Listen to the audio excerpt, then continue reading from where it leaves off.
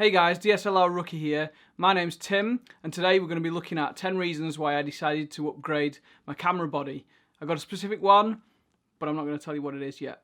Let's check it out.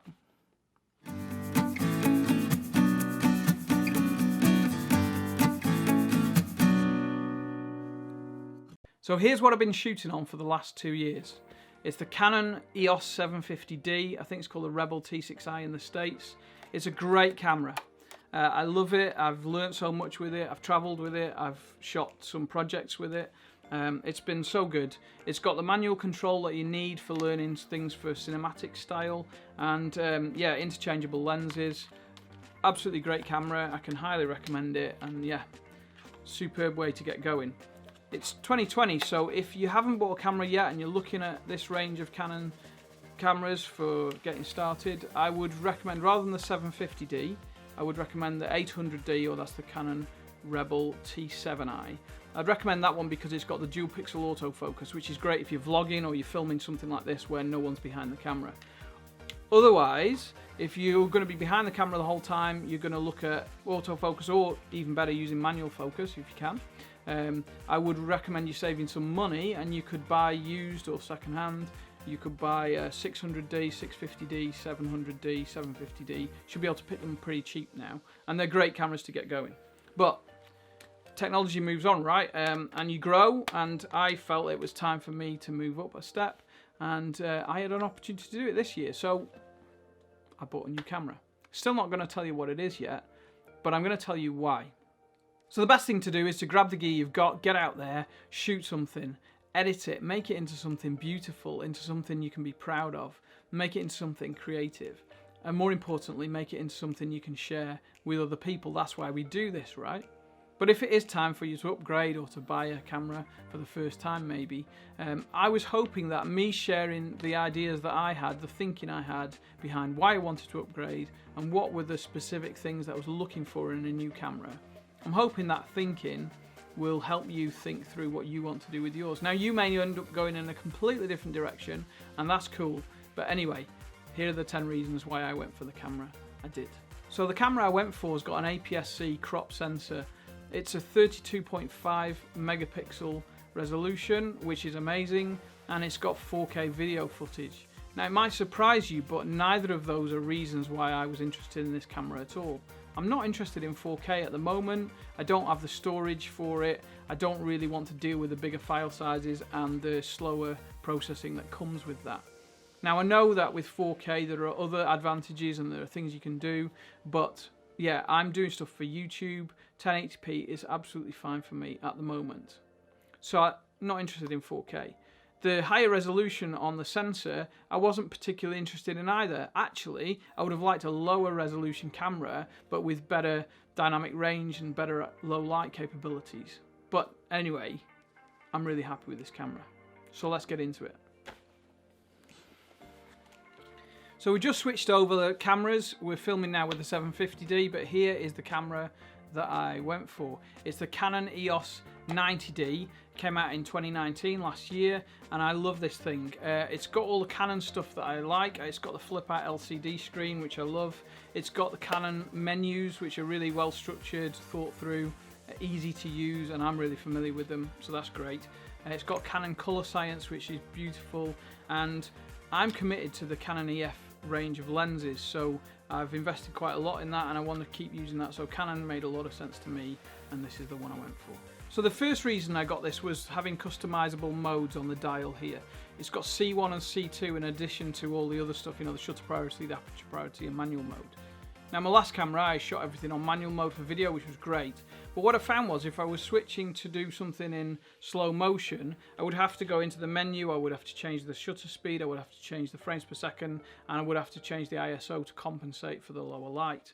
Now, that was a hassle, and actually, when I was on holiday, I was on the island of Mull, and I was trying to film seagulls flying over. They kept swooping over my head, and I was trying to film it in slow motion, but I kept missing the shot because I was having to change settings. With this, I can have mode 1, that's C1, set up for my normal shooting. C2 is set up for slow motion, and then actually, if you think about it, you can set up your manual mode in another set of settings, and I can literally switch between them that quickly. Yeah, okay, you might need to tweak things for the light or whatever, but it's fantastic being able to switch between them. I can shoot my slow motion footage and then literally switch it back and I'm back to standard rate. Saves time, saves shots. You can miss stuff if you don't have that. So yeah, that's number one reason. So the second reason I went for this is because it's weather sealed. Now that only works if you've got weather seal lenses with a little rubber gasket on the mount, but yeah, keeps the dust out, keeps the moisture out. That's a good thing. I can get out and shoot in more conditions. So the third is battery life. On the 750D, it uses an LPE17 battery, has 1040 milliamp hours. This one's dying as we speak, so I'm going to have to change it over. Whereas this one is LPE6N battery, and it holds up to something like 2000 milliamp hours. I've got a Harnell third-party one, which is slightly higher charge on it, which is great. Now, why does battery life matter? Well, guess what? If you've ever shot something and your batteries died on you just at a critical moment, you know batteries matter. I'd done it, I was in Canada, we were just driving through this beautiful gorge, my friend was driving and I'm filming, and I just wanted to capture that moment. The battery died. It's gone, lost forever. I'll never get that shot. So yeah, battery life matters. Also, if you're using it on a tripod, on a gimbal, on a slider, sometimes you can't get access to the little door to get your battery out and put the new one in because it's restricted by the equipment it's attached to. So yeah, changing batteries is not a good thing. You want to have as long a battery life as you can, and this one is great. So that's reason 3. So the fourth reason is the headphone jack. Now, if you've got a camera already and you're doing video, I hope it's got a microphone input jack. If you haven't got a camera yet and you're looking to buy one, make sure you get one with a microphone input jack. Having an external mic is so important for your sound quality. But this one's got a headphone jack too. Why do I need that? I'm not using headphones now. No, for video like this where I'm talking to a camera on a tripod, if I'm out vlogging, then I'm not going to be using headphones.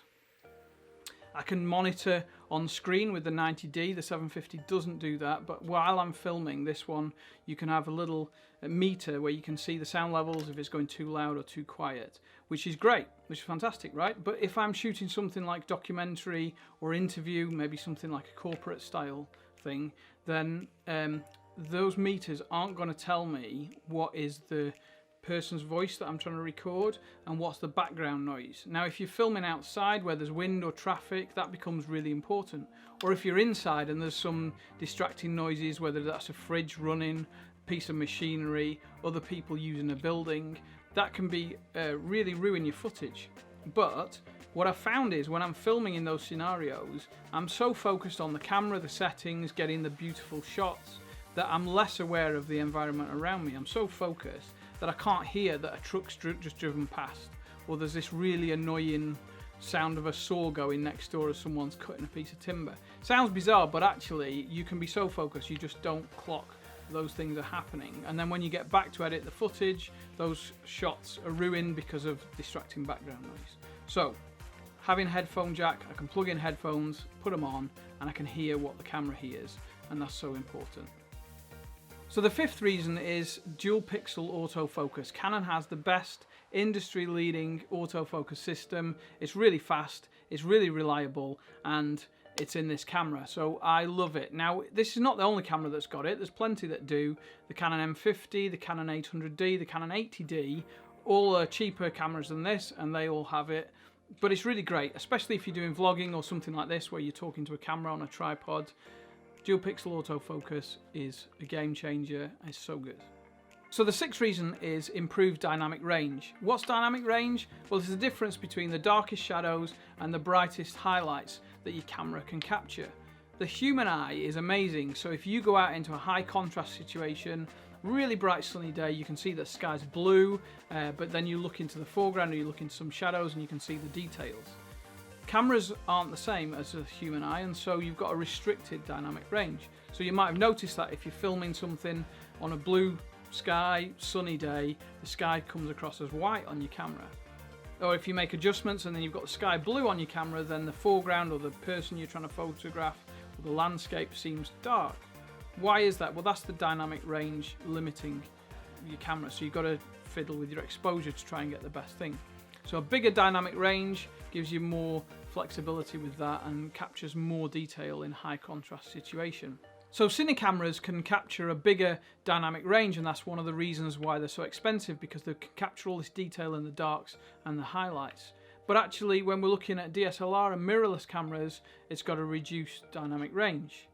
To give you an idea of that, we can talk about similar ranges, and we measure those in stops. But it's important to remember that those are going to change depending on the ISO you've got. So if you're in a lower light situation and you bump your ISO up, maybe from 400 to 800 to 1600, the dynamic range is actually often going to reduce in those situations. So a camera that's better for low light can have a better dynamic range in those higher ISO settings. But just to compare them, let's have a think about the A7 III. That's a Sony mirrorless camera. That's got about 14 stops dynamic range. If we look at the Canon ESR, that's another mirrorless camera, that's got 13.5 stops at 100 ISO. I can't measure these values myself, I'm just going off information that I found on the internet. Surprisingly, the Canon 90D can actually get 13.5 stops of dynamic range at 100 ISO, which is pretty similar to the EOS R. Now I'm not sure it's going to hold up as you bump the ISO up, but that's a really great start. The best dynamic range you're going to get out of a Canon 750D at 100 ISO is 12 stops. Now with the Canon 90D, it's 13.5 stops, which is 1.5 stops better. That's a big deal to me. Now as the ISO changes, obviously that goes down as you increase your ISO for lower light, but still the 90D will outperform a 750D by at least 1 stop, possibly up to 1.5 stops. Now that might not seem like a lot to you, but for me, if I can improve the dynamic range and capture more of the highlights and the shadows, then I'm in. I want to get that. So yeah, improved dynamic range, number 6. So the 7th reason, and possibly the one that I was most excited about, is the slow motion capabilities of this camera. Now it can shoot 50 or 60 frames per second in 1080p, that's full HD, and it can shoot 100 or 120 seconds in full HD too. That's amazing. It's the first Canon camera that's been able to do that since the 1DX Mark II, if I'm not mistaken. So actually that's a big deal. Now there are some restrictions on that. At 100 or 120 frames per second, you don't get audio. That's not a problem because I don't really want to get speech like that, yeah? It'd be even slower. But yeah, I'm not interested in audio at that frame rate. For slow motion, it's for B-roll, and I'm not going to use the sound. So that's not a problem for me. But the other drawback is that you lose the dual pixel autofocus. In fact, you don't get any autofocus in the 100 or 120 frames per second.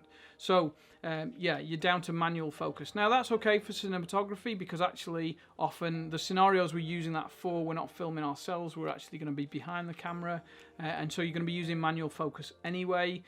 So that's not necessarily a problem, but if it is a problem for you and you want to be able to use autofocus in a high frame rate, then yeah, Canon 90D can't do it. But for me, yeah, 120 frames per second, you betcha, too right, I want to get some of that smooth footage in there. And the 60 frames per second at 1080p is an upgrade anyway for the 750D, because that would only shoot at 720p for 60 frames per second.